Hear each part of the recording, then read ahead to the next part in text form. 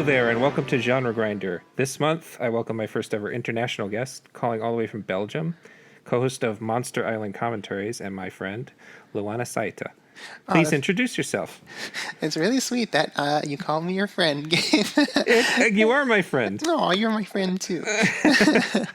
Hi everybody. My name is Luana Saitta.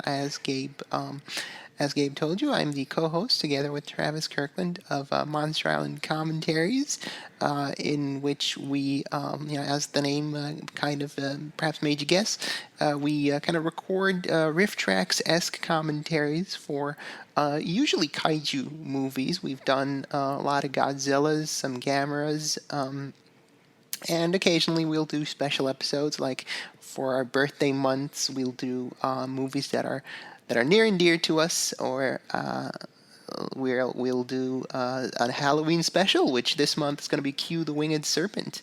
That Larry Cohen classic. That's one of my all-time favorite movies. Is it? Yeah. Yeah. It's definitely my favorite of his movies. I like that one. Have you seen many of them? I was going to say, I've only seen the baby movies. It's a Lion trilogy. I don't know did he even direct all three of them? I think he did. He did. Okay, yeah, so I've seen those three. So I'm going to watch Q for the first time this weekend, and sometime next week we'll record our Halloween special about it. Cool.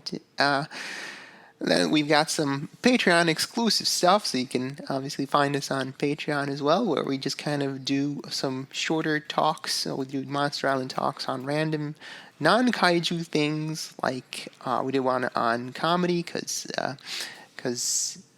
Travis is a big comedy geek. We did one on Star Wars, because I'm a big Star Wars nerd. Our last one was on action movies. That's kind of that's kind of my presence in the podcasting world. And I'll try to find some good ones to link on our. When I put this live, I'll put some. We'll pick some to sample from there. I don't recommend Godzilla '98 because it was a real disaster where both of us just started groaning and moaning like 3/4 of the movie, and oh god, we've still got 40 minutes to go. That's one of those movies that for some reason kind of found like a new audience. I don't know if people were younger when they saw it, but it's just one I've never really been able to get much into.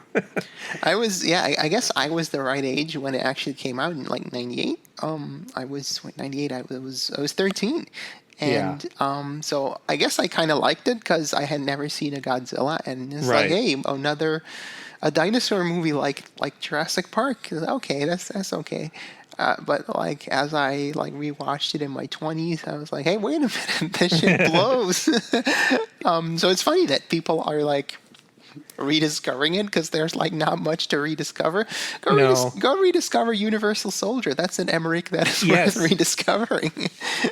Yeah, my memory of that Godzilla was that it came out my senior year, and so it came out after graduation, and I had an art teacher that was just super excited for it. And I remember actually seeing it and saying, uh-oh, Mr. Miller's going to be very sad about this. Aww. He was like explaining it to the whole class how Godzilla is so important because you can run away from a dinosaur, but you can't run away from Godzilla. He's like explaining this to like an advanced art class of like 18-year-olds who don't give a shit. It was great. Anyway, as you might suspect, based on me inviting Luana on here and the fact that we're talking about kaiju movies, this episode... and also, I suppose if you download the episode, you saw that it's in the title, that this is going to be a kaiju-related episode. Yay!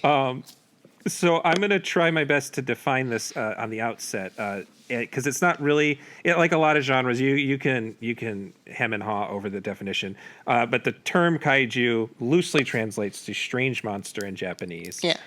And it was kind of used after Gojira / Godzilla, as we called it in the rest of the world, which was 1954. Okay. And it came to mean specifically big monsters. Mm-hmm.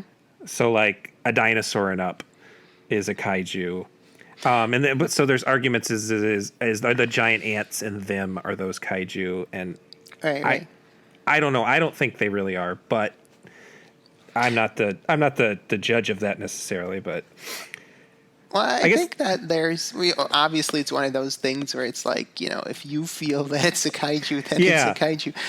But I guess to me, a kaiju has this feeling of sort of helplessness that like humans can't just bomb it into oblivion. Mm-hmm. There's like, you can just shoot King Kong, for instance, Mm-hmm. or the creatures from Rampage. You can just drop a wall on them and they'll be at least severely hurt. Mm-hmm. There's like this. I guess to me there's this level of like beyondness to them. Like we can't quite comprehend them. I remember when I actually started this podcast with Travis, and the podcast it was actually kind of a sequel project to two books that we co-wrote based on a blog that we did together. Mm-hmm. And I think it was 2014-ish that I first started seeing all these Godzilla movies, and our perspectives were that I was the noob, and Travis had. And Travis was like, he was the longtime fan. He grew up with Kaiju, with Godzilla. Mm-hmm.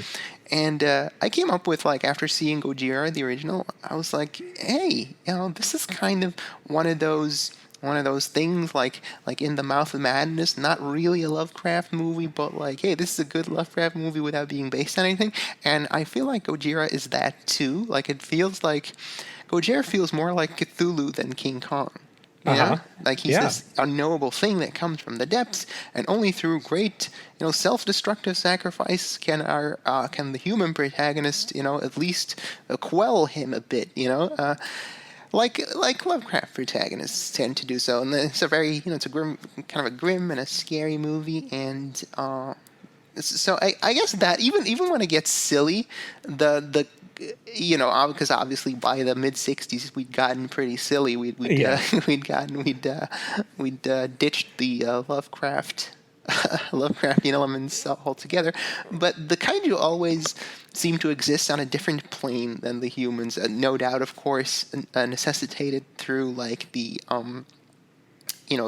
sets that the suit actors had to trundle through that were obviously shot in a completely different location and on a different moment in time than the human actors were caught. Yeah.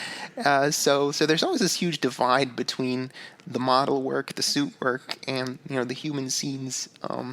Putting them together, there's not like there's no the interaction of Kong and Ann is like a big linchpin of King Kong, right? Kong is holding Ann. He's running off with her. There's a little claymation Ann in his hand often. And there is hardly ever any real human. Like, at best, there'll be, like, vehicle kaiju interaction. And that's, of course, due to technical limitations. But I think it kind of adds to the otherworldliness of the kaiju to me. Yeah, and I guess the King Kong is sort of defined by his relationship with Anne in every version of that movie. Mm-hmm. Even the newer one where they went even bigger, and there's no Anne. It's still kind of human relationship. Yeah. Well, I actually maybe other than I don't know, animated fairy tales and Star Wars movies, this is probably the first actual genre of movies I cared about as a kid. Oh. Just because I was one of those dinosaur kids. Uh-huh. Yeah, me too. And so anything that had a big monster in it was great. And I have really vivid memories of being a little kid and grabbing something off the shelf and taking it to my mom at the video store and her explaining that this is beta and we don't have beta and sending me back and then figuring, because apparently a lot of the Godzillas were on beta, but it wasn't just Godzilla. I could watch anything. And then that kind of went away. And then it came back into my life when I was a teenager because the Sci-Fi Network used to play them a lot. Mm-hmm. And so if I was sitting around the house, I would watch them again. And then they kind of went, and then they came back again when DVDs and Blu-rays became a big deal and I started collecting them. So personally, I've seen a bazillion kaiju movies, but I've mostly only watched the Godzilla ones until very recently. Right. So I thought that it would be. Also, I'm trying to make sure I have as much room to continue doing podcasts forever and ever and ever. So I decided maybe we shouldn't, and also because it's such a broad category, but we shouldn't cover any Godzilla movies on this particular podcast. So I kind of gave Luana a list of non-Godzilla movies and movies that don't overlap with Godzilla, because Toho had this whole extended universe, for lack of a better word, where Mothra existed within the Godzilla universe and Rodan existed within the Godzilla. And I think even the Gargantuans might. I don't know. There's some sort of... It doesn't matter. So I just came up with a list, and the one movie I really wanted to talk about, because I hadn't seen it in a while, was released kind of in this golden era that I think most fans call the Showa era, because that was what Toho has named that era, even if they're not Toho-made products.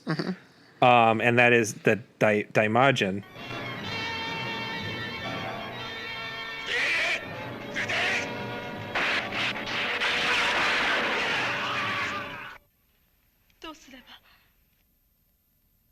小座さんのお願いをお聞き届けくださるのでしょうか。小座さんがこの身をお捧げいたします。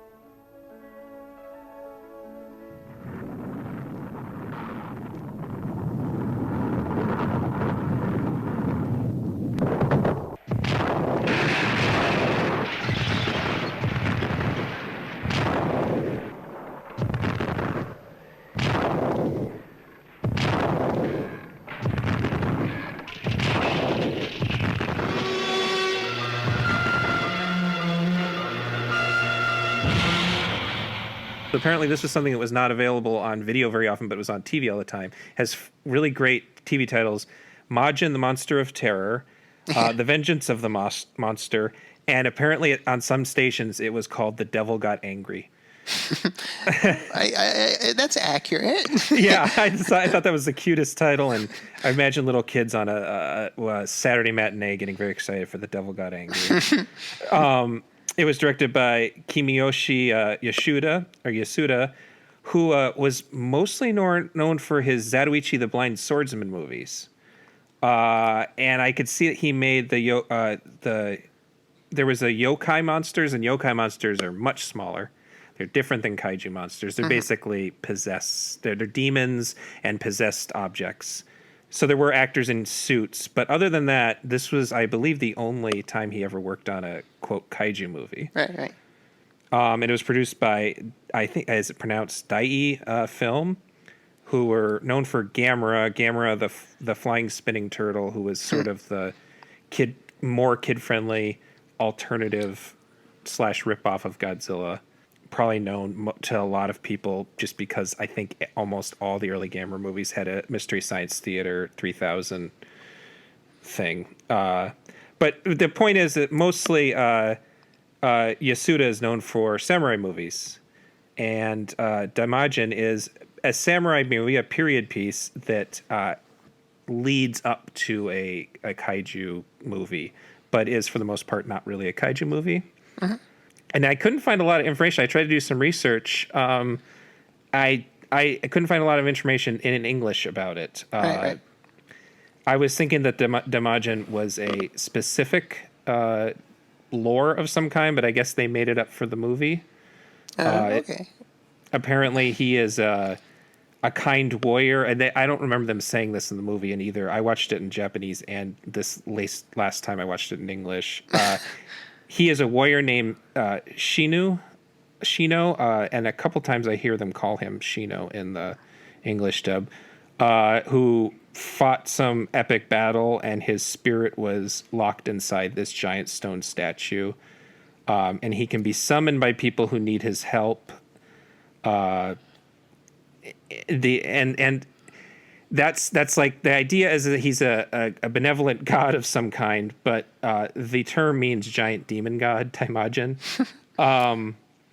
And he doesn't, to me, seem like he really has, like, he seems like old school Godzilla, where he's not necessarily looking to hurt all of humanity, but he's also not too concerned with stepping on the villagers, or once he's released, he's sort of just out there killing things. So he's not exactly as benevolent as the description made him sound to me. That's kind of weird from like hearing all that stuff from the English dub, because like I don't think all that stuff was in the Japanese version that I saw. He's just like the angry god, like oh, there is an angry god on the mountain. How dare you not believe in him? I will awaken him to enact vengeance.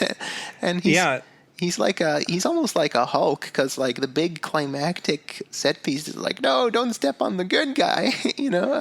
They have to stop him from kill. Like he comes to kill the evil lord. Like I said, it's mostly a samurai movie. Yeah. Or not even a samurai movie. There's not a lot of samurai. There's a little bit of what's the word, chambara. There's a little bit of chambara action.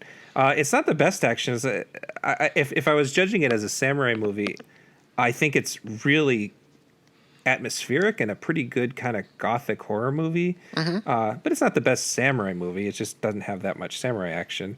But I went in after I learned it was the Blind Swordsman guy. I was expecting some really, I was like, maybe I should rewatch this. It has some really intense stuff. But anyway, I think that maybe some people wouldn't like it because it's not quite a samurai movie, it's not quite a horror movie, and it's not quite a kaiju movie. Right. But personally, I like it because it's all those things. Yeah, it's kind of, you know what it reminds me of? It's kind of like a Japanese Hammer horror movie. Yes. It's like a really atmospheric period piece. There's a big monster climax. There's a shitty human villain that gets his comeuppance. Yeah. And there's a bunch of religious dogma going on. Yeah, I thought it was funny, like how like the transgressions that needed to be punished were all like, this guy going against the established order, how dare he? Like, there's even a moment at the start when he does his Sasukemono or something he's called, the bad guy. He's like, someone, how dare you commit this palace coup? We took you in when you were but a mere drifter. It's like, oh, this guy isn't even an aristocrat at all, so he's bad. Yeah, I hadn't thought about that. That is a common thing in Hammer movies. Is tradition is actually the good thing, and that right. Especially the early Hammer movies. Yeah, you had like Peter Cushing being the badass, who was also like the the dad professor. Yeah. Who prays and all that stuff. But so I think as a horror movie, honestly, and that's, to me, like if you're going to define a kaiju movie, it's a lot of the times they actually come up on horror lists, I notice, and I suppose that a lot of the really good ones are scary. Something like the original Godzilla, or I always found, I don't necessarily think it's the greatest movie, but I found Cloverfield very scary when I saw it in theaters. And there's this sort of, like you said, it's an H.P. Lovecraft thing where you just can't do anything about it. Right. And I think it's something that the new Godzilla movies have done well. The just sort of scale of the disaster, because they're sort of disaster movies. Sometimes they're even war movies. I suppose this one would fit under the war movie because of the warring tribe stuff. Yeah.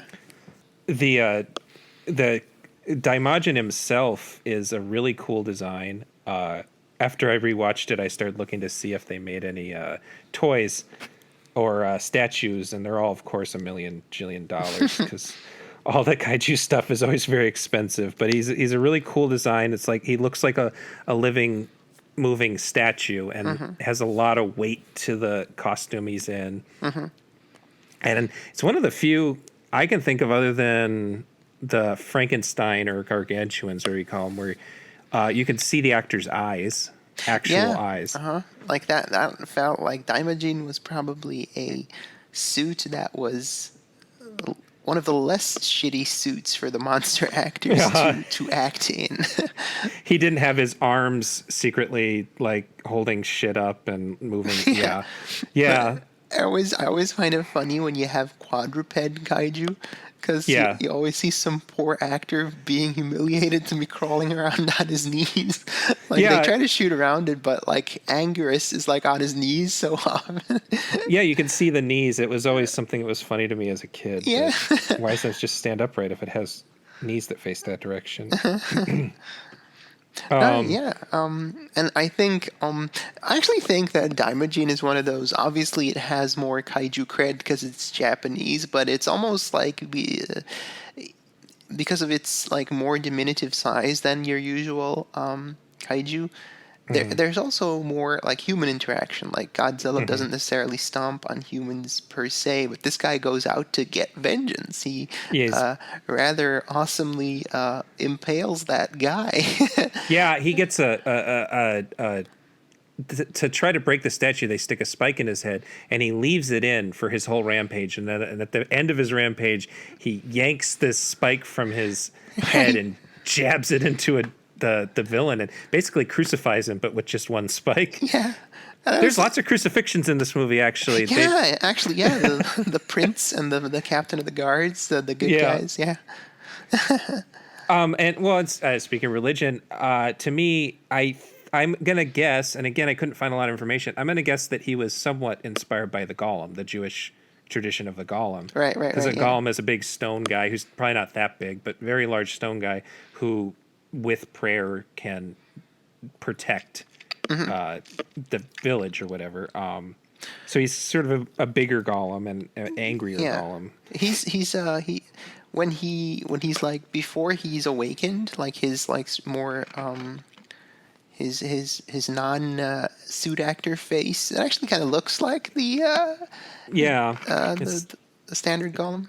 It's sort of placid, and there's a it's one of those movies where there'll be stuff that I could see some viewers finding silly, but I always find cool, where they transition into the different face by the actor, and I'm doing a motion with my arm. I always do this when I'm talking. The actor actually moves his arm across his face, and they do kind of a wipe. Yeah, so he sort of reveals the demon face.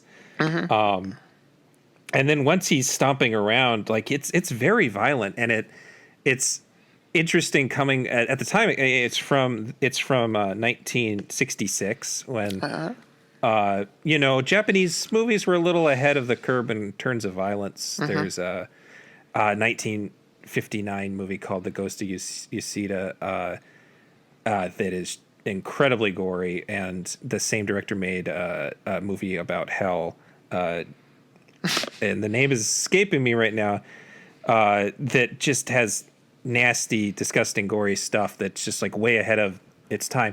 Hello, this is Corrections Gabe calling in from the future.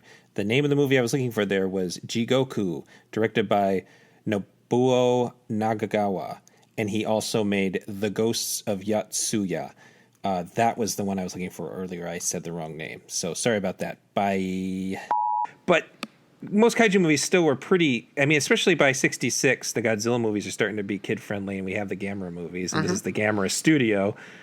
But yeah, it's pretty intense as far as violence goes. And I don't know if there's any other than, I mean, the new American movies make Godzilla into sort of a god character, but I was trying to think of any other kaiju that were actually flat out referred to as gods throughout, and Mothra was the only one that came to mind, because people do pray to Mothra.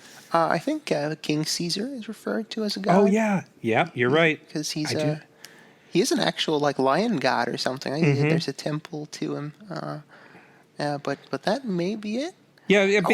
Thingy, the rainbow lizard. That was another one I was considering watching for this particular podcast that I've never actually seen that one. Baragon. Yeah. I recommend that because the human villain in that is like such a hilarious sleazebag. Like he beats up an old couple. He like the MacGuffin is like this gem. He's like this he's like a raider who wants to steal the island's gem, but then he awakens Baragon, and he just goes to like almost Coen Brothers-esque lengths to get his hands on, and then later to keep the gem, which including but not limited to beating up an old couple. It's delightful. I mean, the human villains are it's like a zombie movie in that way, that a lot of the times in these movies the humans are the real bad guys, and the kaiju is sort of a force of nature. Right, yeah. It's because of that divide, that practical divide where if there's no human villain or antagonist, then the humans are kind of just fucking around until the kaiju stuff is over, So they kind of need that. And, since not too long into the kaiju golden age, the aim started to be more towards kids. That's when, those characters and those elements became more outsized as well. Yeah, I mean, the Daimajin is like, he looks at people when he kills them. He kind of moves like Jason Voorhees, actually. Oh, God, yeah. He's got that sort of determined motion to him, and there'll be parts where someone will shoot something at him, and he'll turn slowly to look at them before. There's a great part where they try to fight him off with fire, and he looks like he's covering his face because the fire's too much, but then he just sort of swings his arms out to both sides, blows out the fire, extinguishes it, and it's like Goku from Dragon Ball or something. Like, yeah, it's real. And I also made a note here to myself. I said prolonged torture sequence. Yeah, there's a pretty long torture, and the guy who gets tortured, the prince, has some really grotesque scars afterwards. The makeup is chunky. So yeah, it's really is sort of a horror movie. Right. Yeah.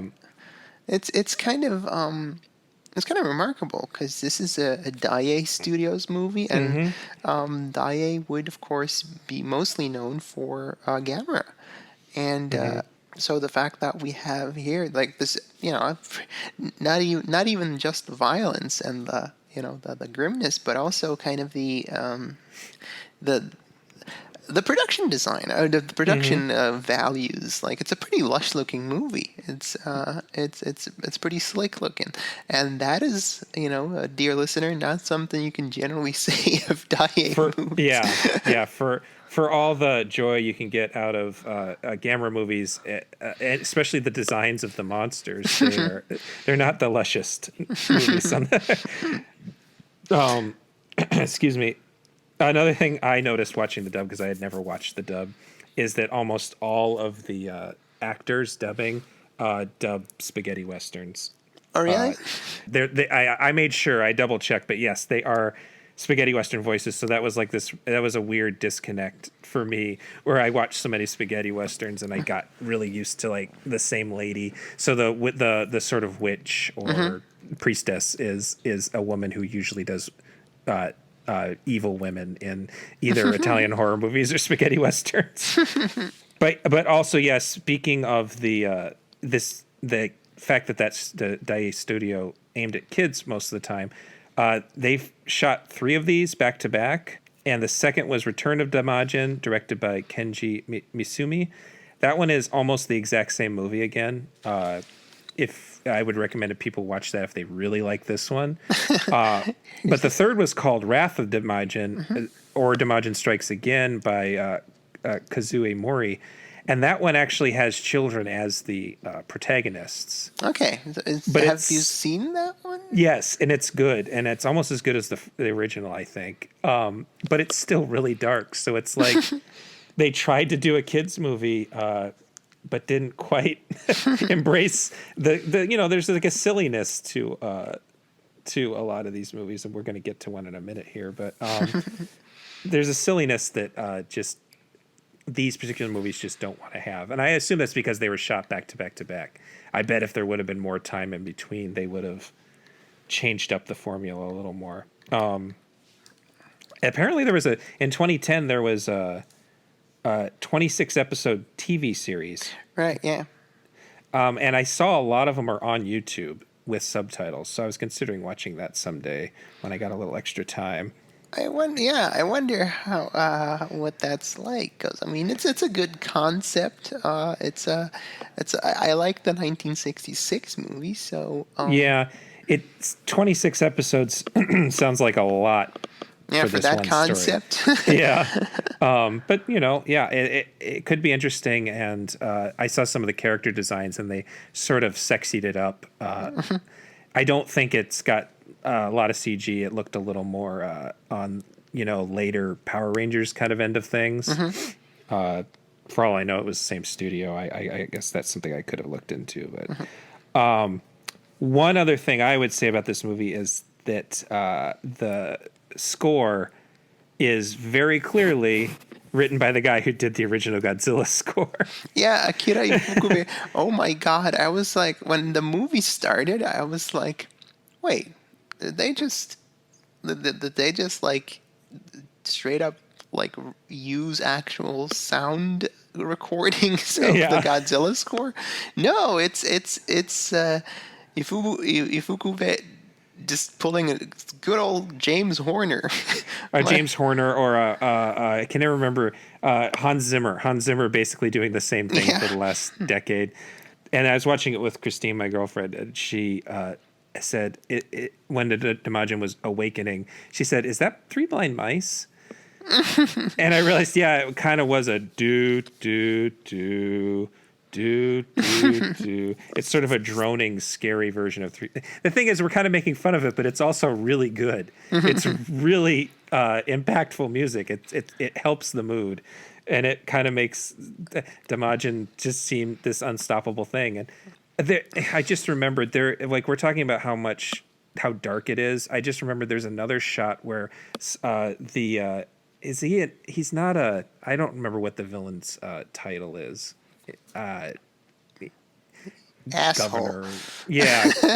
we'll say he's mayor or whatever. Okay.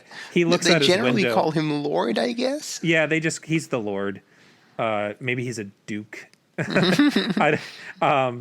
But he looks out the window and he sees one of his guards just being pushed into the rock of the palace he's in by this giant hand, and the guy's just screaming in pain. And he's just shoving him so hard that this human body is actually going into rock. And that was a very good nightmarish image that I've never seen in any of the kaiju movie I've ever watched. Right. Did you have any last thoughts on this particular movie?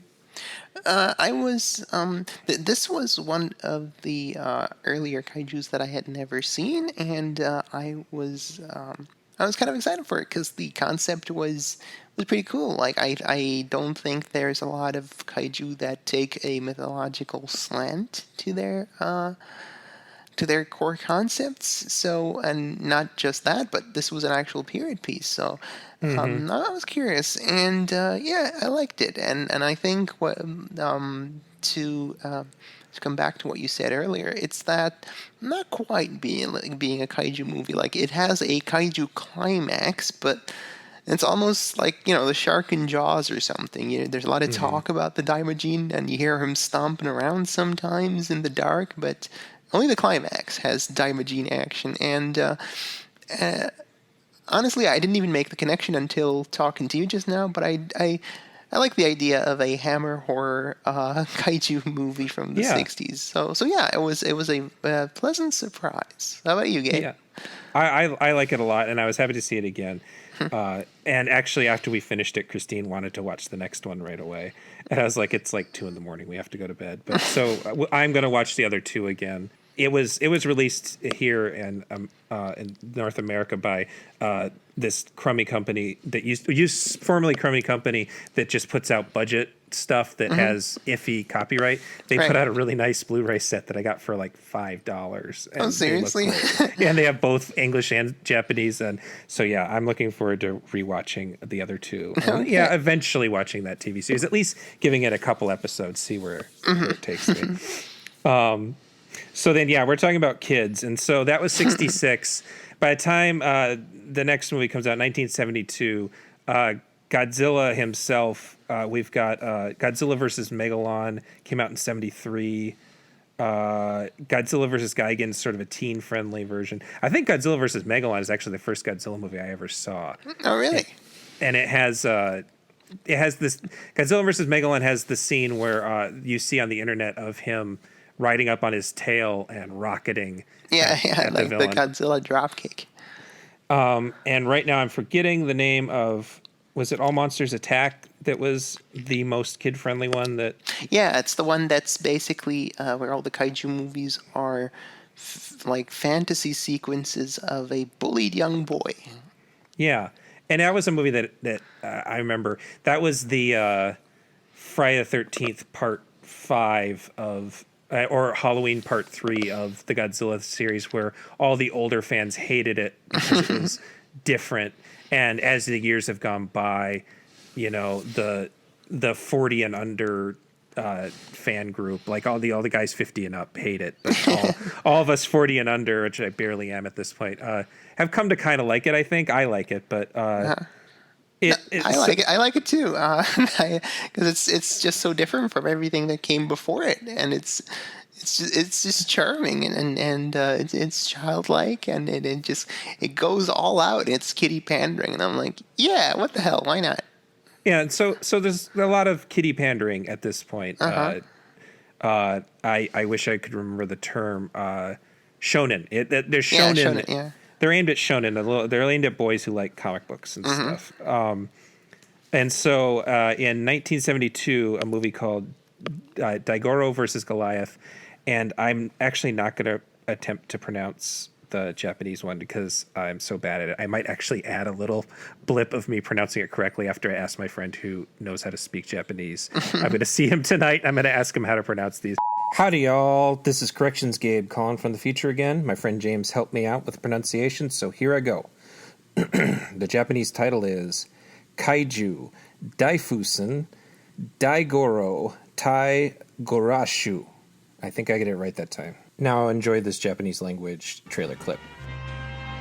南海の孤島を舞台に食べることしかできなかった無能怪獣ダイゴロウがおじさんや子供たちの力を借りて恐怖聖獣ゴリアスを倒すほど猛烈に強い立派な怪獣に成長します。子供も大人も楽しめる痛快な現代童話つぶらやプロ10周年記念作品怪獣大奮戦をお楽しみに。 Anyway, the original title is The Monster's Desperate Battle, Daigoro versus Goliath. Yeah, right. And this is by another thing I'm going to mispronounce, Subaraya Productions. Tsuburaya, yeah. Who is known for their Ultraman stuff. And And that's Eiji Tsuburaya, right? That's the... Yeah. I'm very unfamiliar with Ultraman. I am very unfamiliar with Ultraman too. In fact, I've never seen an Ultraman. I had thought I had, and it turned out I had seen Jet Jaguar in Godzilla versus Megalon, yeah. I mean, ironically, that was Toho's attempt at... I think I thought it was an actual crossover until very recently. No, it was a backdoor pilot. Yeah. I'm sure you're aware of it, but what's his name? Hideaki Anno, the Shin Godzilla guy, is going to do a Shin Ultraman. Oh, is he? No, I did not know that. That's great. That's awesome. I know. It's going to do a wild reimagining of Ultraman. That's I'm like, great. I'm down for that. Shin Godzilla was amazing. Yeah, oh yeah, there is an Ultraman, a newish Ultraman on Netflix. They're really pushing at me every time I turn on my Netflix. It's one of those really loud ads.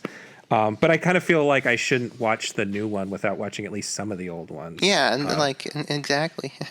So this is a studio that was aimed at younger people, and this movie has it was almost impossible to find. In fact, the YouTube version that the two of us, I think you watched the YouTube one too. You said, yeah. That bootleg on YouTube is one of the only ways to watch it with subtitles currently. Oh wow! I didn't know that at the time, but there's not really an official English language release, and so I was surprised that there was a lot of backstory on this particular one. Which I guess we'll talk about what the movie is itself first, and then I'll talk about this weird backstory. But this is so absurdly cute. The entirety, it is like, I suppose it's about this adorable kind of toddler monster called Daigoro. Yeah. Who kind of looks like the Michelin Man and a hippo. Yeah. Yes. These weird concertina limbs. Yeah, and he has a big belly and he kind of pouts. There was a Chuck E. Cheese. Do you have Chuck E. Cheese out there? Do you know what Chuck E. Cheese is? I know what Chuck E. Cheese is from American media. From American media. Oh, when I was a kid, I was deathly afraid of Chuck E. Cheese. We had one in Tucson, Arizona that was dark as hell, and the animatronic creatures, one of them literally came out of the wall. Oh no. And so at certain times of the day, a giant hippo with a piano would come out of the wall and I would just have to leave. I would cry so much. So I have This guy looks a little like that, but sweet. He does not weird. And the story is that his mom is this really, honestly, kind of scary. She's got like hair, and having hair on a kaiju is weird to right. That is rare enough. So they kill her because she's destroying things, and then they find her baby, who's kind of person size, and the government feel bad, and they decide to let him live, and they allocate a certain amount of funds to keep him isolated and fed. And the original thrust of the plot is that he's too big and it's costing too much government money to feed him, which is the weirdest idea for a movie. And it feels like they were trying to make some sort of political point here to me in this kids movie. I don't quite know what it is. It's something about maybe government funding should be meant for the things it's needed for. It's okay to have frivolous spending if it is improving someone's life. I don't know exactly what it seems like a positive message. But so for the first, I don't know, half of the movie is this issue of trying to feed this giant hippo monster who's a nice guy. And they're just filling these dog dishes just full of stuff, which is a very silly image to me. But then there's this whole subplot where there's like the absent-minded professor and his, I don't know if they're actually his children or like his child assistants. I think they call him Uncle, but they call, it's a Japanese thing to call each other by family terms. Like you call an old person grandfather or like you call a dude brother. But it doesn't mean that he's really your brother or your grandfather. Yeah. Right. Yeah, it's similar. My mom lives in Hawaii, and I hear that when I go visit her, people using uncle and cousin. Yeah, right. So they're maybe they're just on speaking terms with this adult whom they call uncle, or he is their uncle. Who knows? Yeah, they're his wards in some way. Yeah. And there's a lot of scenes of either him inventing some ridiculous thing, or them trying to raise money. And then there's another subplot where there's this guy who I guess must have been a Japanese comedian at the time, has he's just this other adult who's hanging out with this old man and his child cadre. So it's like these three different movies, like dopey, googly-eyed, kind of like a lot of the jokes with the comedian guy are sort of sexist. Yeah, they're all like Jackie Gleason, my wife stuff. It's like Jackie Gleason, but it's already the 70s, so it was probably even outdated at the time. And then the kid, so there's like a decent kind of Nutty Professor movie going on. I kind of enjoyed that stuff. And none of his stuff works. He has like a flying bike, like the credits play over him trying to make this bike fly.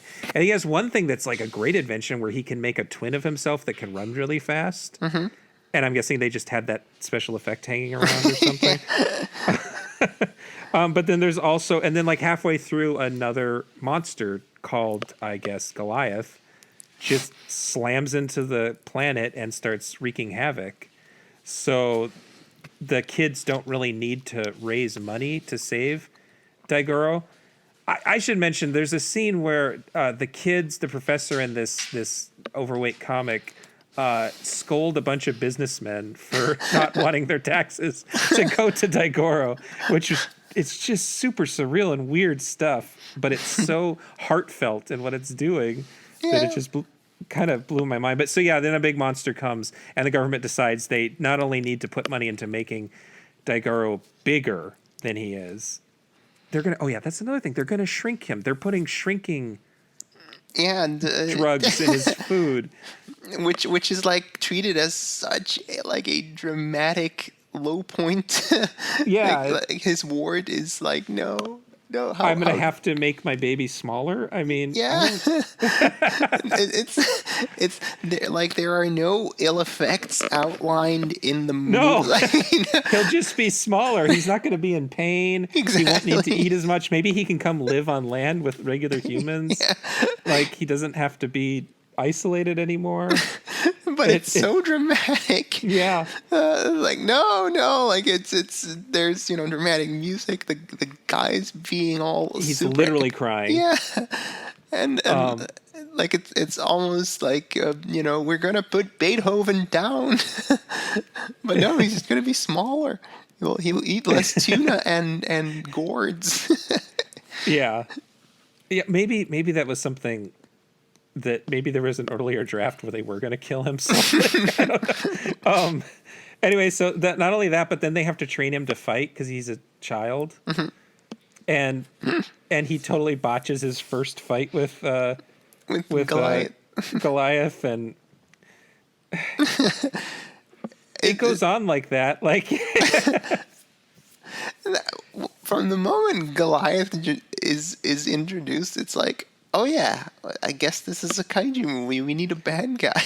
Yeah. And Goliath is so perfunctory. He literally just shows up. He has no connection. I forget. Does Goliath even have like a random rampage scene? So like, they keep cutting back to him like breaking things. Like, okay. But there's not a lot of it. In Godzilla movies, they'll cut back to him like, oh no, he just destroyed some town that's really close to this very large area. We have a ticking clock. We need to find a way to beat him. And in this case, it's like he broke another thing, but it's okay. There's time to train this boy to fight. And I love the little directorial flourish in. I don't know why, maybe to remind us of the impending danger that Daigoro was in, but like during the final battle with Goliath, we keep cutting to like a graveyard. Yeah. Like, okay. Are they implying that Daigoro's been on this island for a long time and like he left a lot of researchers behind and like died of old age on that very island feeding Daigoro? I also don't know where the name Goliath comes in. They keep referring to him as the Great Stellar Monster. They, at one point, at least in the subtitles, like one of the government guys is like, a new monster has landed. I will temporarily refer to it as Goliath. Oh, okay. Well, yeah, there you go. I always love, one of my favoriteest things about kaiju is like, they name their kaiju for marketing purposes, but like then they have to find some awkward way to get those names in the movies. And, yeah. I remember in War of the Gargantuas, and like there's like an official like an announcement from the ministry. Like, the Prime Minister has officially declared the monsters to be called Sanda and Daigoro. Like, yeah. Okay, thanks, Prime Minister. Good use of your time. They interrupted the regular broadcast to have him sit behind it. Yeah. By the way, these red and green giants are called Sanda and Gaira. Okay, thanks, bud. Yeah, that's a great movie that I'll have to talk about on some other. So the actual quality of costumes and fights and special effects are not great, but it remains pretty cute throughout. Yeah, like I mean, they basically they tell you what they're all about when we first meet Daigoro, and it's like, oh no, he hasn't been eating.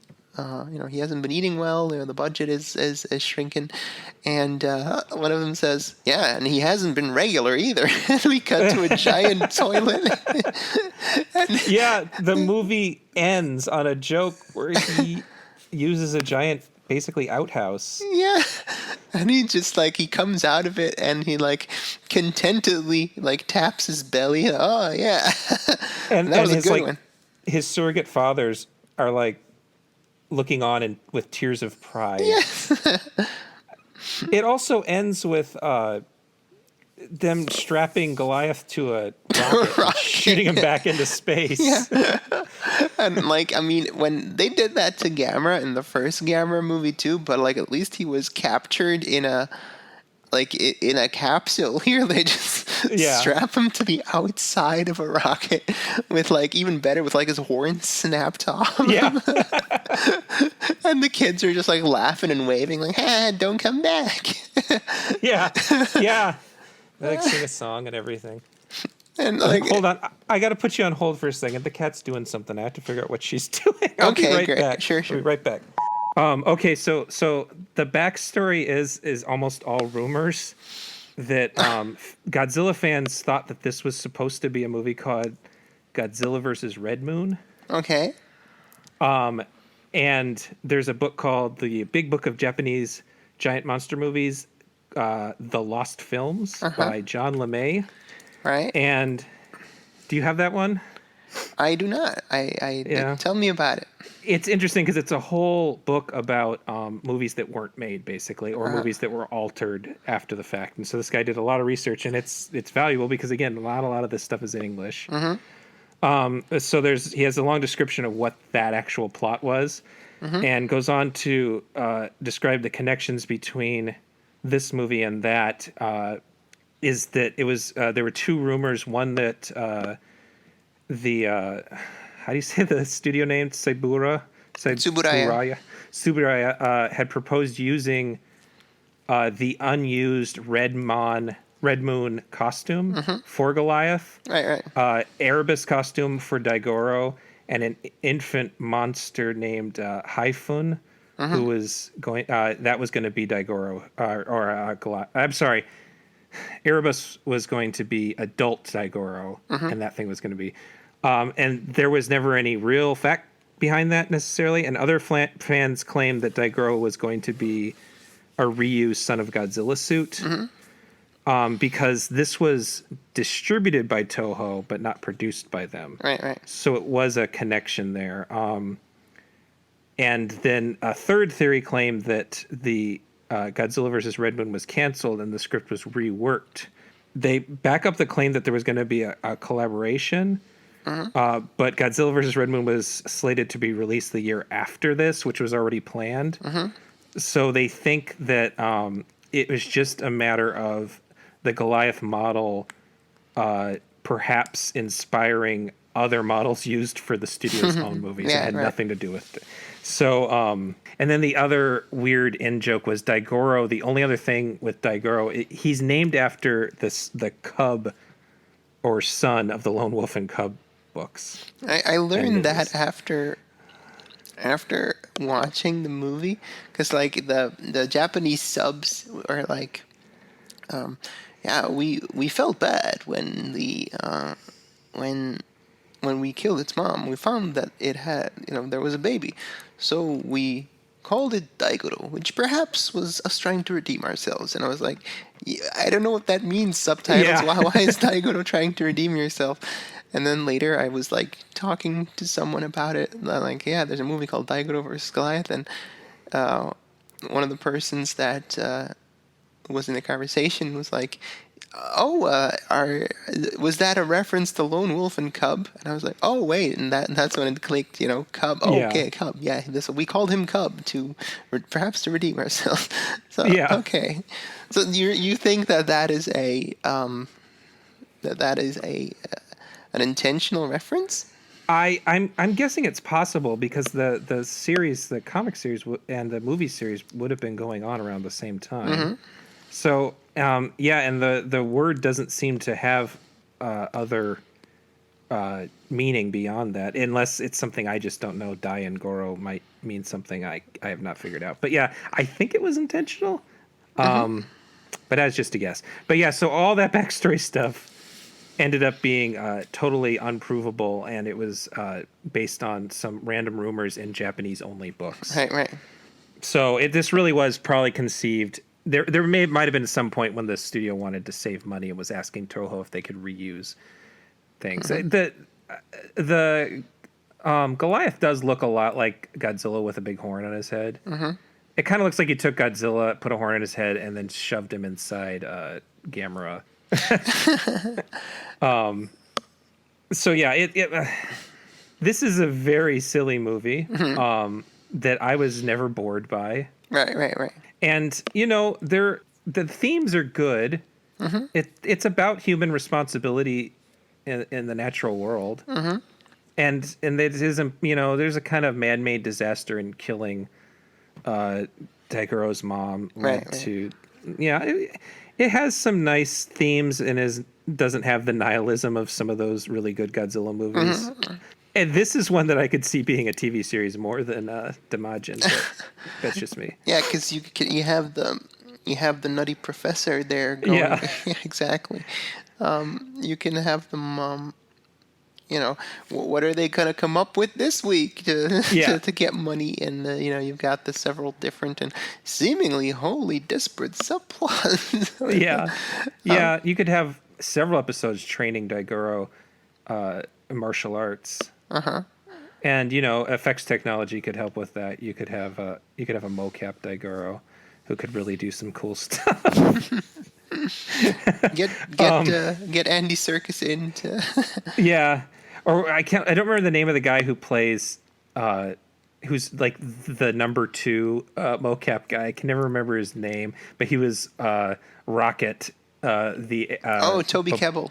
Yeah, have him do, Oh yeah, he was Kong, wasn't he? I just remember no, he was in Kong. He was in Kong, but he hilarious enough, he wasn't Kong. Wasn't Kong. A chap called Terry Notary was Kong.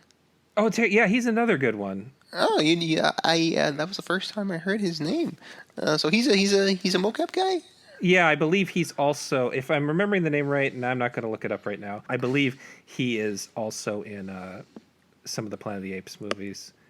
I think that he's the secondary. I can't remember I can't remember all the apes' names. He's Rocket, apparently. Oh, he's Rocket. That's right. He's Rocket, and Toby Kebbell is. He's Koba. Koba, the mean one. The mean one with the 2 guns. Yeah. To me, Kebbell is mostly known for what's his name, Durotan in Warcraft. He's the main orc in Warcraft. Oh, is he? Oh, yeah, he is. He is. I remember that now. God, I only saw that movie once. I should rewatch that one. I've never played Warcraft in my life, so I didn't have any real reason to want to see it. But I liked the director, and I think it was one of those movies where I watched it and I just wished it was only about the orcs. I was not into the human story, but I was really into the orc story, and I told friends who play Warcraft, and they said, "Yeah, that sounds about right." That hadn't seen the movie. I guess that is loyal to the games then. Yeah. I guess like years and years ago, but like decades, like used to be that you could like play it a month for free. That's the only experience I had with it. Like I played the free month, and I never bothered to do to go beyond that. Yeah, exactly. So I was like, this is a great fun movie with a great message. It's Warcraft is a pro refugee movie, people. Yeah, well, it's also on that long list of movies that are like big blockbuster movies that clearly needed to be like an hour longer. Or have a sequel. But they're never going to get that sequel, and they're never going to get that director's cut, and it's very sad. Well, so speaking of movies that don't make their money back, in the recent years, so we were talking about the 1998 Godzilla. I think that even though that movie only made a little bit of money and was not well received, somewhere around that time, or maybe even earlier, Jurassic Park, CG catches up. And American Hollywood studios want to make big budget monster movies, and they keep making them, and they keep doing okay at the box office. And it's a very interesting thing to me. So you had the 1998 Godzilla, you had the newer 2 Godzilla movies, neither of which really made much money. Peter Jackson's King Kong was... all these movies that are called flops that aren't flops, but, might as well be flops. Pacific Rim movies. Yeah, right. They're trying very hard. And so it's, instead of talking about one of those, we're going to talk about, like, the definite B movie of this bunch, which is Rampage. Yay! Which is definitely a Dwayne "The Rock" Johnson movie first. And a kaiju movie, like, fourth. It's weird. You like hang out with animals more than people. Yeah, well, animals get me. I rescued George when he was 2 years old. George never would have survived on his own. He definitely trusts you. Last night, George was 7 feet and he weighed 500 pounds. This morning, he's 9 feet, pushing 1,000.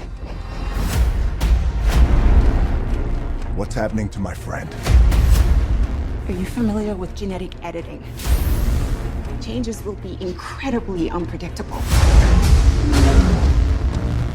Is he the only one? Oh, you didn't know about the 30-foot wolf? Incoming! The world is a vampire. Hell of a day, huh? Science experiments falling from the sky. Having George on that plane is a big mistake. I think we'll be all right. Let's go save the world.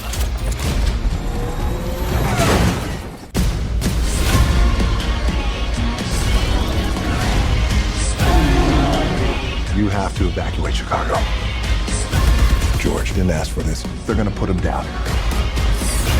That's not happening.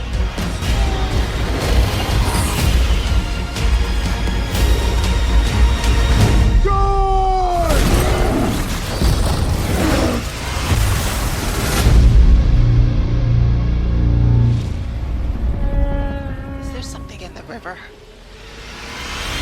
I was just thinking the only thing that's missing right now is a giant crocodile. It's directed by Brad Peyton, who's one of those classic Hollywood nobodies who you realize actually made a lot of pretty big budget movies. Yeah, he's like I think he's like he's gonna end up being known for like Dwayne's go-to puppet director. Yeah, he's I can't remember the guy's name who did Tombstone, but there's the director of quote director of Tombstone is a guy who's famous for actors using him as a puppet. I can't remember his name. It doesn't matter. Yeah, basically that's what Brad Peyton does. Is he does The Rock. Was it Cosmatos? Yes, George Cosmatos. Yeah, he was sort of like he made his own good movies, but he also would just pretend to be a director for Sylvester Stallone and I almost said Kirk Douglas. Uh-huh. The other guy, the mustache. So Brad Peyton's sort of, he did when they made a sequel to Journey to the Center of the Earth, and it wasn't really a sequel because it became a rock movie. He did that one. So Rampage is actually based on a very old video game from 1986. Mm-hmm. And they were talking about childhood memories. I was really into Rampage. And it was one of those really cruel video games that everything is timed. Mm-hmm. So you put a quarter in and you have to get a certain amount of things done. So you're a monster that's either going to be, you can be a wolf creature, a Godzilla creature, or a King Kong creature. I don't know why they picked wolf creature, but, and it's up to 3 players. I think there was 3-player versions. And you have to go to a town and break as much shit as you can. And every time you eat a person or something, you get a little bit more time. Right. But otherwise you're timed and you just have to do as much damage as you can. And it's like, it feels like 90 seconds. I don't know how long it actually was, but it was a real quarter chomper. But just the idea of controlling a Godzilla was so appealing to me as a kid. Mm-hmm. And the stupidest thing about me and this movie is that I wish that the movie was more like the game's plot. It has a plot? It has a plot. The plot is that there's been, and it does take this, there's some sort of chemical in a lab, but instead of turning animals into larger versions of themselves, so in the movie, there's a big ape who is a normal size ape who gets this chemical on and gets bigger. There's, and the Godzilla creature is basically a giant alligator. Yeah. And the wolf creature is a giant wolf. Right. That has bat wings, sort of. In the game, those are all humans. Okay. That's a Cronenbergian twist. And so when you die, quote, you just shrink back down to human size and are nude and are covering your. So Lizzie is actually a woman, and the other two are men. And they just are covering their genitals and in like 8-bit graphics, and they creep off the screen. And hilarious. if you're playing 2-player, you can reach down and eat the person when they turn back into a person to get extra You're time. a real asshole about it. Yeah, exactly. So when I heard The Rock was making a Rampage movie, I really thought The Rock was going to play The ape man. yes, and I thought that the villain was going to be a lady, and I remember seeing I don't remember who I saw was hired, and I'm like, yeah, she'd make a good giant Godzilla monster. It was I don't remember who. Malin Ackerman. Yeah, I was like, yeah, that works for me. Yeah, I can see that. Yeah. And then I saw that oh God, what's his name from Jeffrey Dean Morgan? Yeah, I was like, he'd make a great wolf monster. But sure enough, they're animals in this version. Yeah, right. The Rock has his rock face the whole time. He's not a giant ape with the Rock's face on its facade. Like this weird, like alienating Cronenbergian. Yeah, put the Rock's face on an ape. So I don't know. I really kind of wanted that, and then when I found out it wasn't that, I just didn't see the movie. And it just came to me. Paramount sends me Blu-ray reviews because of the old DVD active days, and I don't know, they didn't get the message that I don't do that anymore. So I ended up with a copy of it, and so I watched it, and it is not bad at all. It's fine. It is a perfectly fine movie that just doesn't have humans turning into giant monsters. Yeah, it's a fun movie. It's a movie that bothers to make, because I guess we're at a point where that kaiju distinction isn't really a technical necessity anymore. Like, you can have the ape throw around special forces guys. You can have, the hero ride the nice kaiju and stuff like that. That's not that, like, if a movie is technically proficient enough to put a kaiju on screen, then it is technically proficient enough to have a human interact with it, so Yeah. And I think that it, the movie does, for the brainless adventure that it is, it is, it's well aware of its audience, of like what it's supposed to do, and all the humans are big. Nobody's being serious about, like, everyone is constantly saying, like, saying dumb stuff very enthusiastically. So, I definitely enjoyed it as well, especially because, like, if you see a lot of kaiju movies, then God love him, but there's definitely at one point you're just happy for, like, some technical proficiency.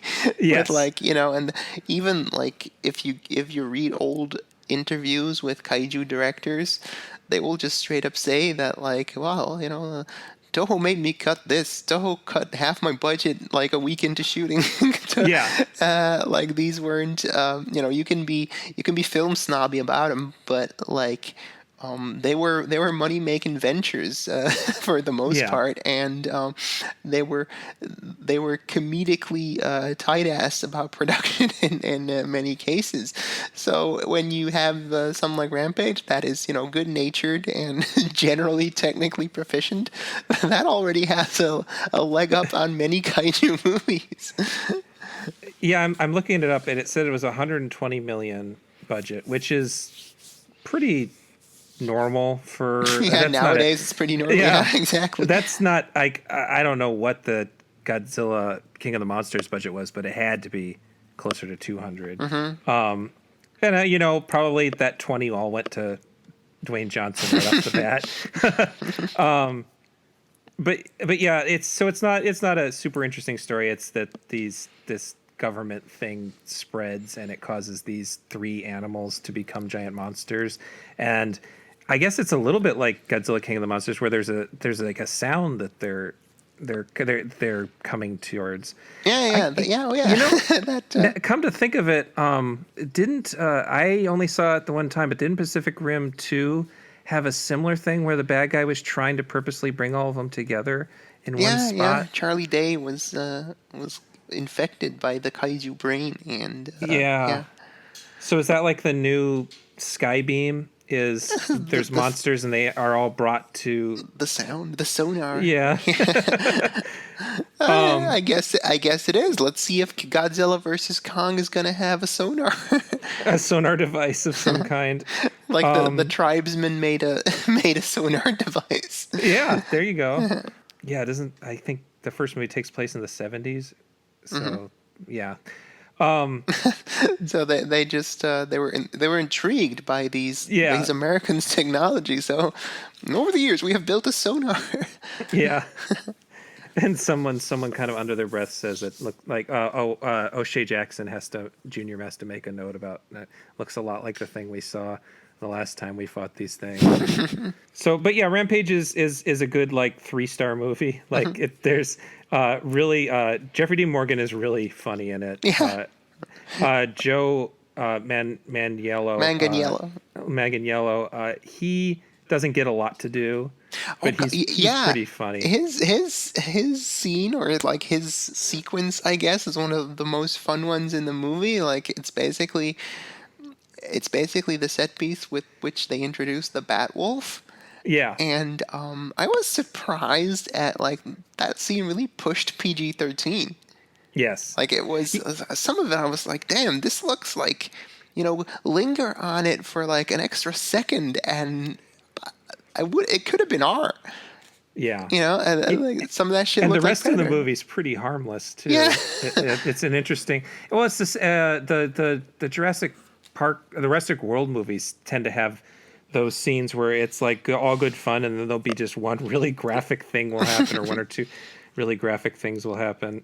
I think that's what happens when you make big movies in committee over a series of 3 years with like 50 different effects studios working on. I looked up, this one is Weta did the effects on this one. Oh, okay.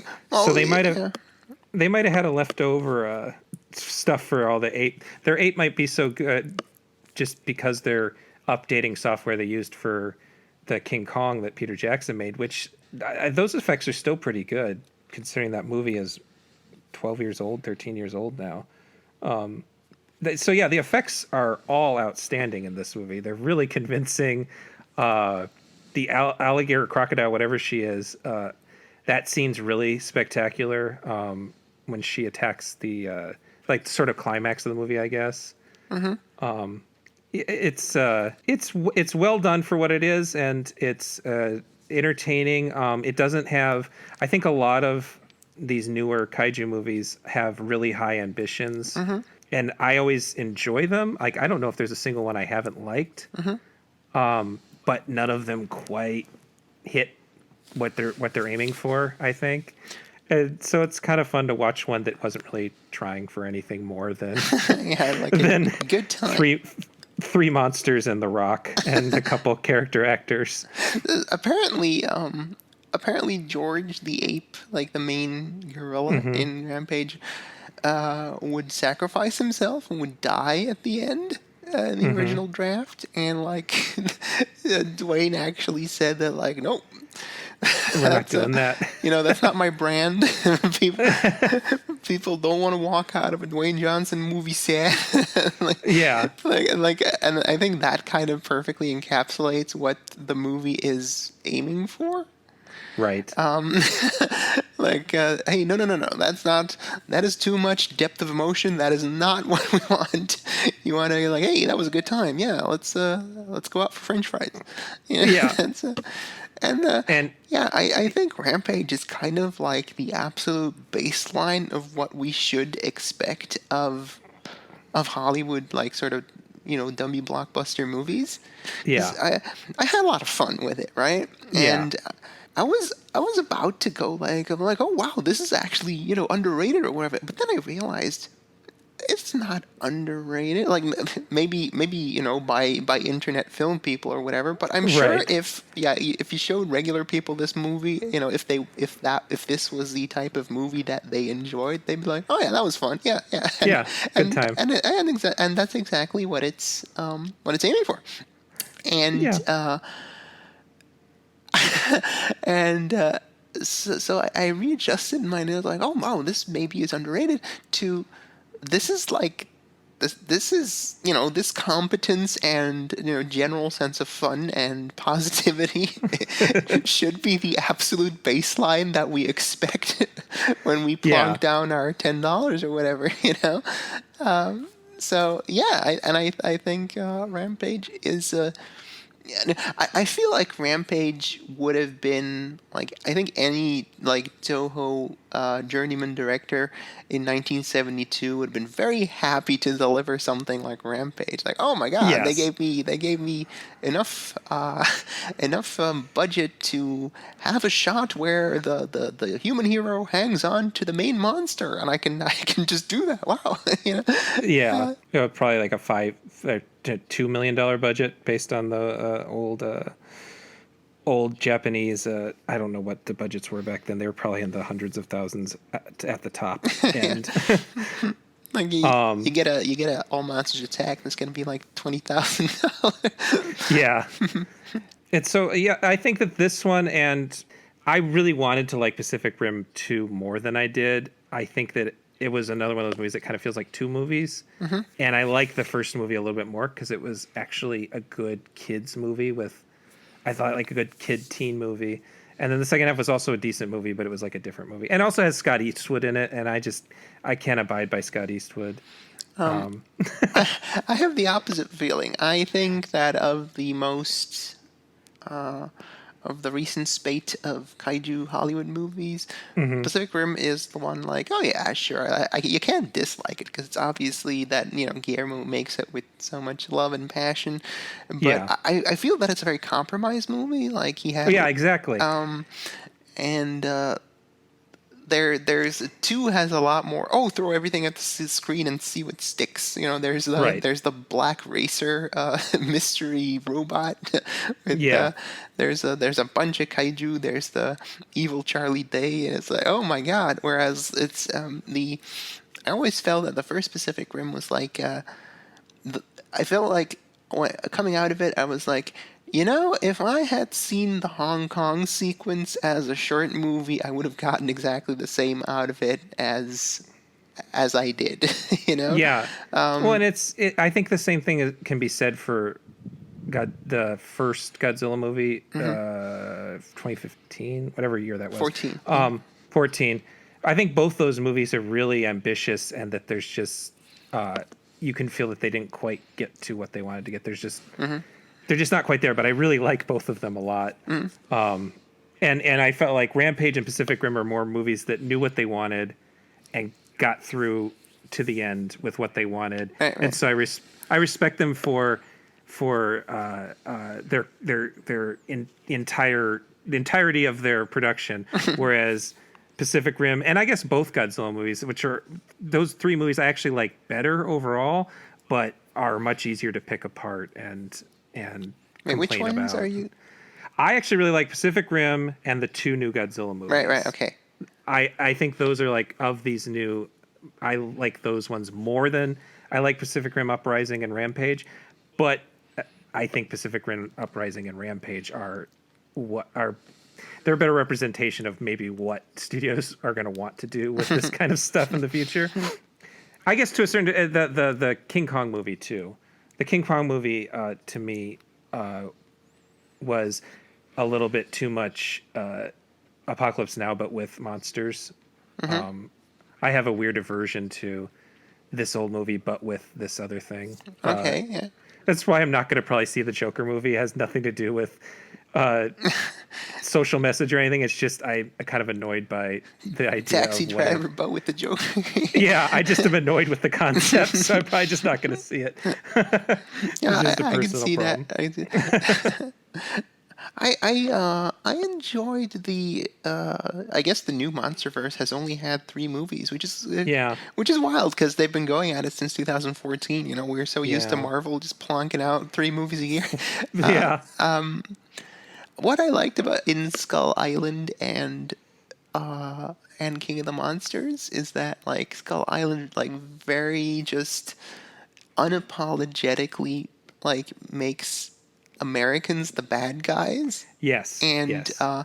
like you see that whole tour of duty like montage where like light them up and like they just start Yeah. burning the island and just laughing and they're just pieces of shit and Yeah. they like besides our small group of heroes they all basically deserve to die and Yeah. and I was like, oh my god, that's pretty bold to do in such an expensive movie, Yeah. so I like that, and King of the Monsters also had like that whole philosophy of like maybe we should turn the Earth over to the kaiju again. Yeah. They're obviously better at it than we are, and that's how it ends. It's like, oh wow, yeah, the kaiju are back, and they have the world is better now with them. Yeah. Yeah. There's like the little bit of like maybe we shouldn't like purposely make them kill everything. Like I guess the only real in King of the Monsters the monkey wrench is that Ghidra is an unnatural element, and that if Ghidra is not there, then the natural order is a good thing. That's the way that they have any sort of conflict. Otherwise, the movie would just be, yeah, no, let him go. It's cool. Exactly. Like he's like he's the outside element that kind of fucks with everyone's brainwaves. Right. And right. I find it funny that like besides that miscalculation that Ghidorah is a like, oh yeah, he's the biggest monster, so let's awaken that one, and we'll have the monsters roaming free, and that should take care of the Earth. But like, if you just like focused on Godzilla, that plan would have gone off without a hitch. Yeah. just like put their money on. They bet on the wrong monster. They released him way too early too. Like, yeah. Yeah, I mean, and that's something I've heard people pick apart. They're like, what was the plan in the first place? But that kind of criticism doesn't really interest me. I think the problem with both King of the Monsters and Skull Island is that the wrong character is the protagonist. Especially in King of the Monsters case, I hated that character, and I liked all the other characters a lot more. I think it's a matter of screen time, because if we had just followed Millie Bobby Brown around and it was generally the same movie, because like script wise, like he does kind of morally fall on his face, because Vera Farmiga is the one who is correct at the end, like all his fist waving and like, no, you're crazy, why are you doing this, is just turns out to be wrong. But for some reason we're still following him around, so that is kind of the Achilles heel of an otherwise very enjoyable movie. Yeah. Yep. And Skull Island has Tom Hiddleston, who literally has no arc. No. He just shows up, it's like, yeah, we need a tracker, and you're real good. And he's like, okay. and I like Tom Hiddleston, but not. It just didn't work. It doesn't work. Like he needed to have some trauma to like, like maybe he did some bad shit in the Nam or something, and maybe like saving Kong was his redemption arc or whatever. But like, no, he's just like a guy who tracked good. Then they bring him to the island, and he tracked good. Yep. And that's it.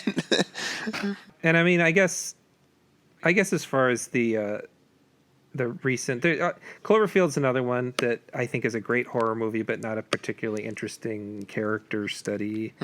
Colossal's good, but it's not much of a kaiju movie. I'm just looking at a list now at this point. Did you ever see Dragon Wars? That's a silly movie. No, it was like, what, 2003, 4 Korean movie? It took it something forever to come out. It was 2007 as its actual release Oh my date. god. I was following that thing forever because they had a long trailer back in like 2003. Right. I actually saw it in theaters, in an almost empty theater. It is a bizarre amalgamation of really good special effects and cultural barriers between the director and the cast. But, I don't know. I end up liking most of these movies, I think. I liked the Attack on Titan movies that everybody hated. I never saw them. I've only seen, because when back before we had Netflix in Belgium, Yeah. I had I paid for a VPN proxy that allowed me to get an American account, and I was able to see the first season of Attack on Titan.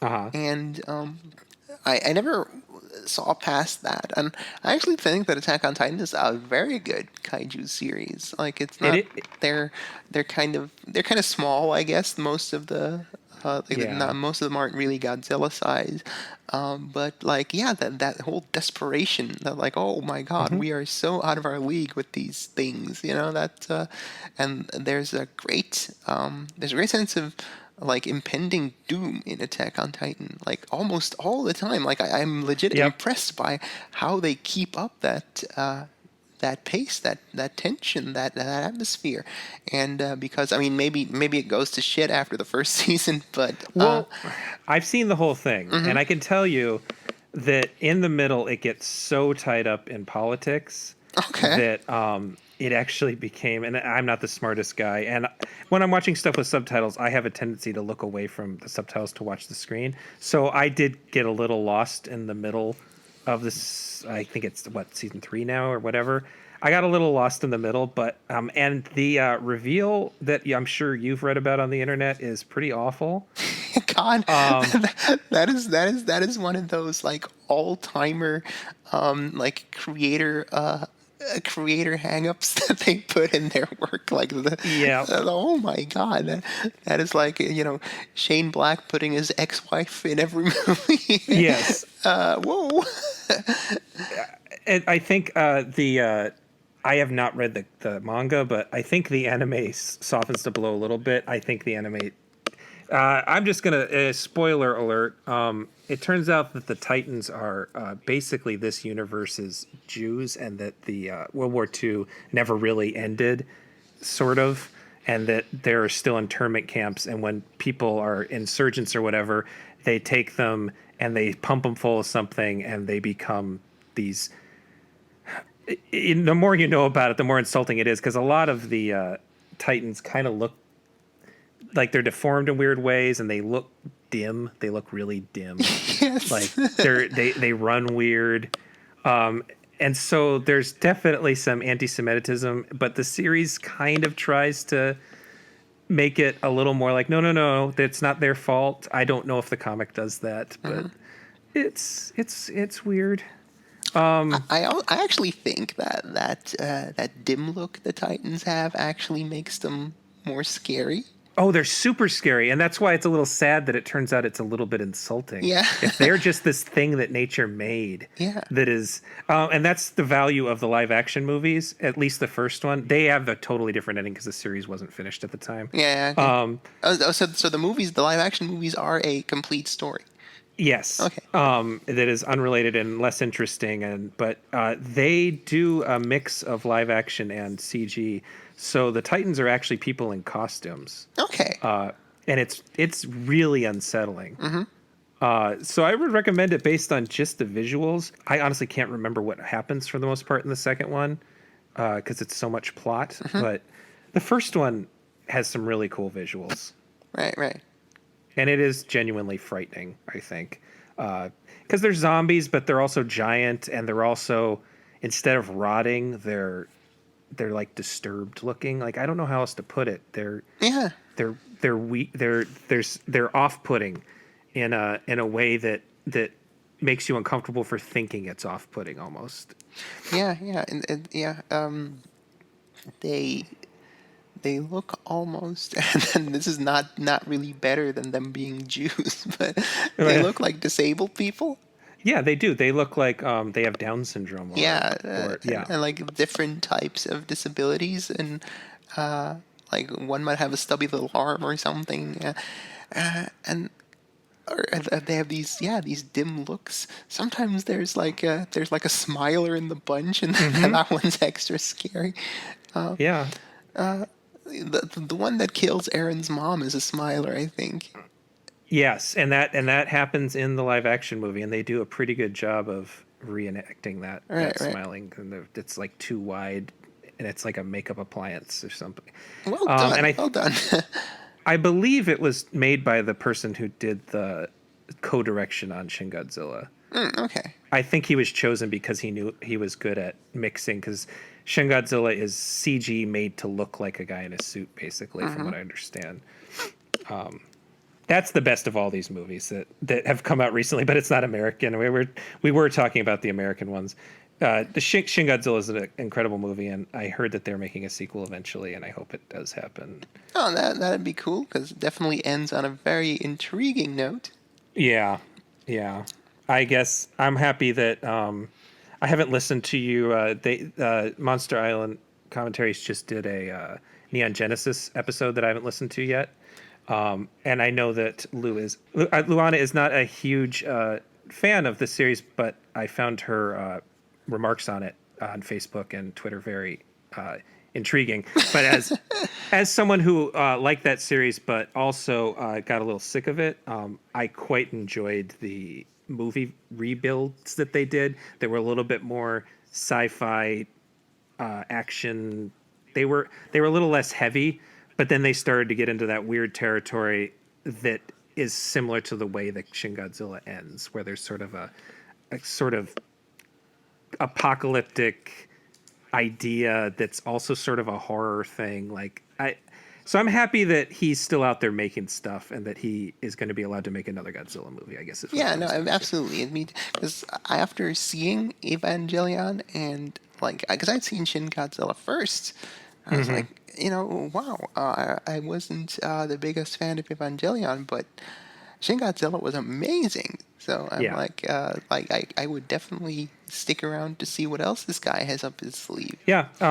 So I guess I'm trying to think if I have any other recommendations of people, because I don't know when the next time I'll do a kaiju episode. I'm definitely going to do another one at some point. Hopefully, this went well enough that Luana will want to do another one in the future. Oh yeah, because this is a good time for me. If it remains a good time for you. Yeah. Yeah, it's like since I work from home, this is like just after lunchtime for me. So. Right. So I guess we can sign off here, unless you had something else you wanted to say about Rampage. You check it out, and you'll definitely have a decently fun time. Yeah, you'll have a not terrible time, and you'll what's the everybody says beer and pizza movies.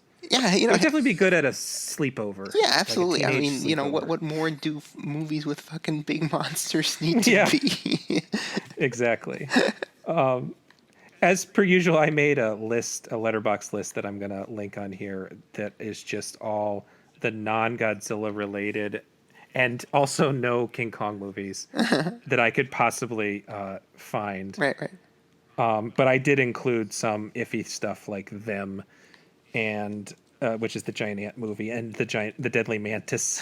I included those things. I don't know. I think those might be eco horror, which is a different subject, but kind of similar. Also, dinosaur movies are kind of their own thing too. I don't know. That's part of the fun of this, is figuring out what's what. So, what do you guys have coming up next on your? It's we've got the Q the Winged Serpent, of course. Right, Gonna be our Halloween episode. We've got King of the Monsters coming up, actually, and we have Destroy All Planets. Oh, I haven't seen that one. It's fully on YouTube as well. I've yet to watch it as well, so I try to definitely at least have seen it once before we do a commentary. So Right. I'm not early seasons of MST3K style just improvising. I like to have some clue of what to say before I say it. I actually my wife Ella and I started watching MST3K this year. Like we started. Oh, okay. We started that. It had never been aired here, like ever, and I had only ever heard of it through references from American friends and through general American pop culture, and that's very funny. We quite like it. It was actually shot. The early seasons were shot in a warehouse about a block away from where Christine works. Oh, that's delightful. I didn't know that until I moved here, but yeah, I had to be told it was just over. So it's not very far from we are. I know it's not shot there anymore, but yeah, it has a Minnesota connection. Yeah, and I know that it's very Midwestern. Yes, it is. To the point where people who didn't grow up in the Midwest laugh at certain things that they probably didn't intend to be funny. Okay. Kind of the whole Fargo thing where you move here and everybody's like, we don't talk like that. And you're like, yeah, you kind of do. You just can't hear it. All right. So you can reach me at Gabe M Powers on Twitter, or on the Genre Grinder Gmail, which is genregrinder@gmail.com, or visit us at the website genregrinder.com. Where can you be found? You can find me on Twitter at Servant of Dagon, which was a pre-transition Twitter handle, but luckily it was gender neutral. And oh yeah, it is. That's true. We hung out at Chud together. I was Servant of Dagon there too, if you'll remember. Yeah, I do. I was we have, of course, the Monster Island Commentaries has its own Twitter handle at MI Commentaries. You can also find us on Patreon, obviously, at Monster Island Commentaries. monstercommentary.libsyn.com is where we're at, and we're also on the Apple Store. We're on Stitcher, and we're on we have a Gmail at mycommentaries@gmail.com, and of course we have a Facebook page. Just look for Monster Island Commentaries and give us a like if you're so inclined. Oh, that's right, I have a Facebook page too. I keep forgetting about that. Well, do tell, Gabe. I have a Facebook page too. John Grinder, Facebook, something. All right, awesome. I'm gonna play us out with the opening title theme song from Daigoro versus Goliath, which has a bouncing ball sing-along, which obviously you won't see because this is audio, but you can just picture it. And just go watch it on YouTube, and like I said, it's free. You should. 風のうなりにふと目を覚まし不吉な夜の流れ星腹をすかした大五郎いつか戦う時が来る